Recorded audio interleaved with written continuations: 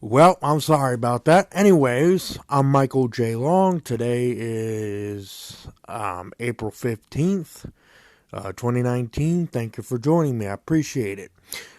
So a few things. It just seems like politics keeps going around and around and around in a circus over and over and over again, and that's all it is. One big circus between the left and the right. You have your elephants, your jokers to your right and clowns to the left, however it is it's said. See, the conservatives, they only favor freedom when it's economic freedom, when it has to do with less money, less taxes, less government, whatever, stuff like that. And even then, they are not most of the ones associated with the Republican Party are not necessarily in favor of less money when it comes to immigration or when it comes to other potential issues. They're not really in favor of freedom on personal matters. So I'm going to give you a tour of what of the most up-to-date model, and that is the Nolan chart, which was created by Christopher F. Nolan, the founder of the Libertarian Party, and is utilized by the advocates of self-government. So here's the deal. You have your conservatives, and then you have your liberals and your moderates, your centrists. So your liberals tend to believe in freedom on personal matters or freedom on social issues that, like gay marriage and stuff like that. Although most of the liberals you see today tend to be in favor of gun control but the bottom line is they favor heavy introduction to they favor economic restrictions on your economic freedom and also favor a government-run economy. They favor such things such as universal health care or single-payer healthcare system, as they call it, or some of the more radical liberals. But what you're seeing today, they also, by all accounts, they also should be in favor of gun rights, but they're not. At least most of the liberals that exist today in today's world. It's a complicated circus, as you know. And generally speaking, the centrists go whichever way the wind blows, except on the extreme ends of the right or the left, or even in the libertarian or, what do you call it? Statist positions. Libertarians tend to embrace civil liberties, personal lifestyles. Basically, we're the freedom party. That is, we favor freedom in both personal and economic matters, and having individuals decide for themselves what they choose to put in their own bodies, how they choose to live their lives, how they choose to raise their children, what they choose to put in their children's bodies in terms of whether or not they want to vaccinate them or not. So we favor like that, leaving people alone and letting people be people. That was the famous quote for Donald Trump when he got elected by the conservatives, was that, oh, we should let Trump be Trump. But I'm saying that Trump should let people be people instead of trying to micromanage their lifestyles like Obama tried to do and like Clinton tried to do and like Bush tried to do, especially with regard. And what I'm saying is if there's a better approach to immigration outside of the statist view, which is to have government control of everyone's personal and economic matters, which I disagree with. But I'm going to clear up a few of these myths, so to speak, because, one of the most criticisms I get by many people is, well, if you're on government subsidies, you shouldn't be a libertarian because you're biting the hand that feeds you. But I'm not an anarcho-capitalist either that sits there and says, oh, let's not have any government at all. Let's abolish everything to the point where we have no government. Everybody's just to themselves. I believe that there is an essential role for government. There is an essential role for government to protect everyone everyone's civil liberties and rights as individuals, so that no group, and to dissolve disputes in the courts pertaining to property rights and stuff like that. So there is an essential role to government in protecting everyone's civil liberties and rights, and having the courts as part of government to dissolve disputes pertaining to property rights. And I think government also has a role to an even greater extent to have the military, but downsized during times of peace and increased during times of war.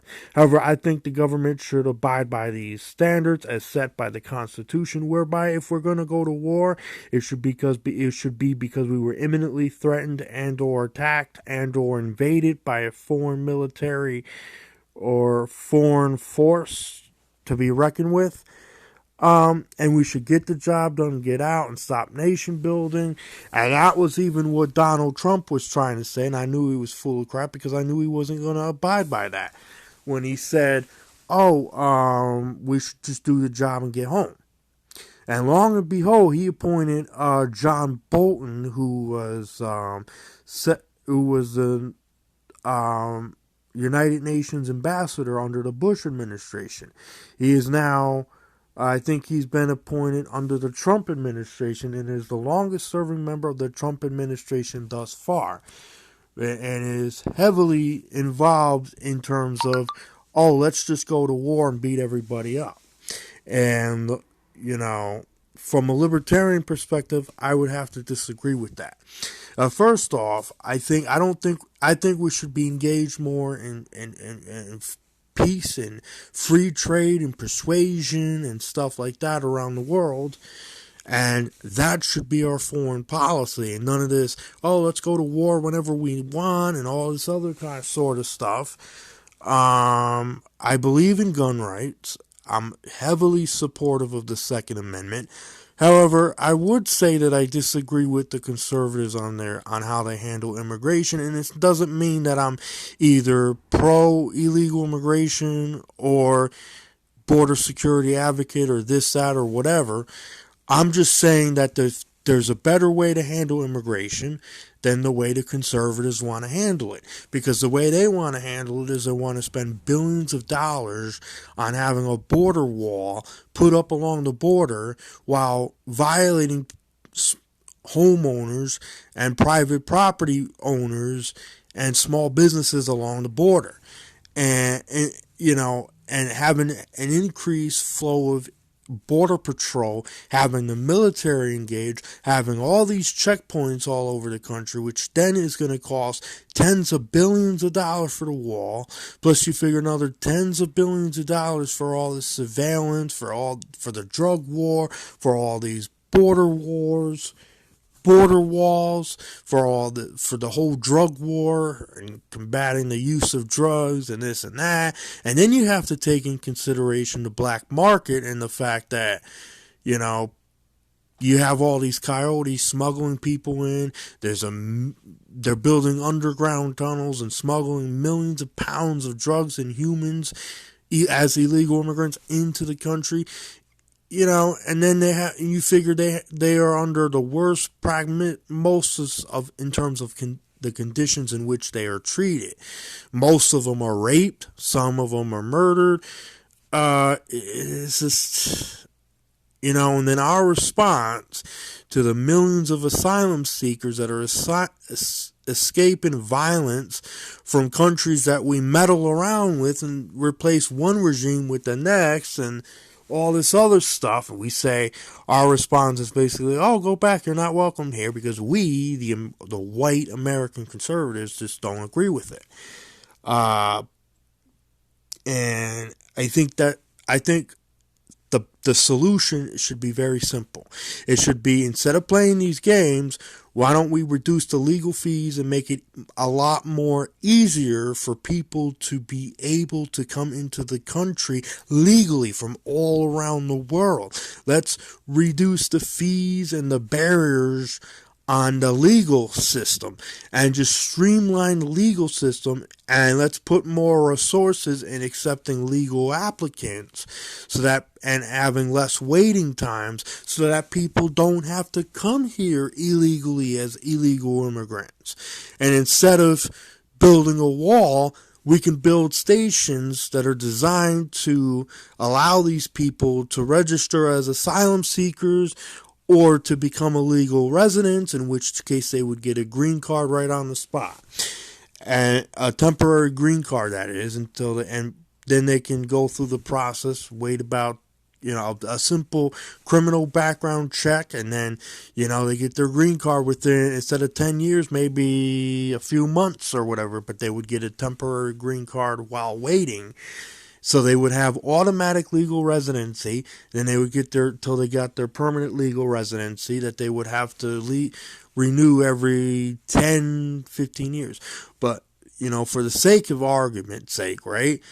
That's what we should be doing. And all the illegal immigrants that are already in the country, let's only deport the ones that commit violent offenses or violent crimes, such as murder, such as rape, such as arson, such as armed robbery, such as unarmed robbery, or any other type of crime where there was a victim, where the person imposed danger, force, or fraud to others, or is in danger of harming others in the public. So for those illegal immigrants, you would have them arrested, you would have them prosecuted to the fullest extent of the law and serve their time, and then deported. And I don't see any, and then you just let all the other ones get legalized, and that way it would entail a criminal background check, and you're good to go. So I think as far as the illegal immigrants that are already in the country as illegal immigrants, we should deport them and or legalize them on a case-by-case basis, make it easier for other people to come here legally so that we don't have to have, a flow of illegal immigrants coming here, because they're either going to come here illegally or they're going to come here illegally. And this idea that we should reduce legal immigration is because we don't have much for an economy is full of garbage, because obviously we may not have an industrial economy like we used to, but we have somewhat of an efficient economy with regards to certain industries. So as far as abortions, I think we should make it way easier for people to be able to legally adopt children, so that we don't have to, to reduce the flow of abortions in this country. And that's what I want to focus on, making it easier for people to be able to adopt infants and children, and getting rid of a lot of these barriers and regulations that are in the way of that. I want to also outlaw late-term abortions in any state that has legalized it, or make a federal law that, that would say, look, this is the prognosis. This is what we're going to do. This is the law. The law is that we're going to make it easier for people to be able to adopt children, infants, whatever, right? So even though you would have a criminal background check, you don't have to necessarily pay billions and wait like 20, 30, 40 years to be able to adopt a child. We're going to make it a lot more easier for you to be able to adopt children. And then let's also take in consideration that this is a human life that we're dealing with. So as you might have guessed, I am also pro-life. I'm a pro-life libertarian, and I want to do whatever it takes to reduce and or eliminate the issue of abortion, which I think even if we outlawed it nationally and even through most states, and I think that's probably going to happen one way or the other, that does nothing to address the social issue of abortion. But I do feel that, making these sorts of changes in terms of adoption would be a step in the right direction towards reducing the amount of abortions that we have in this country, especially in New York State, considering that New York State has the highest rate of abortions than any other state in the union. All right?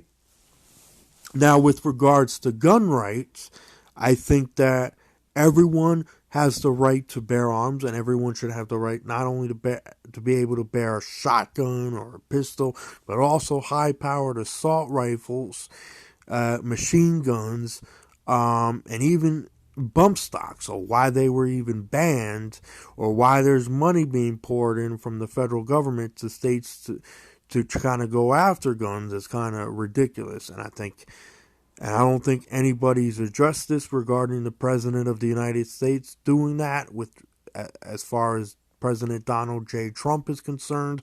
But that's something that should be addressed at this point in time. Anyways, I'm Michael J. Long, and thank you for joining me. I appreciate it.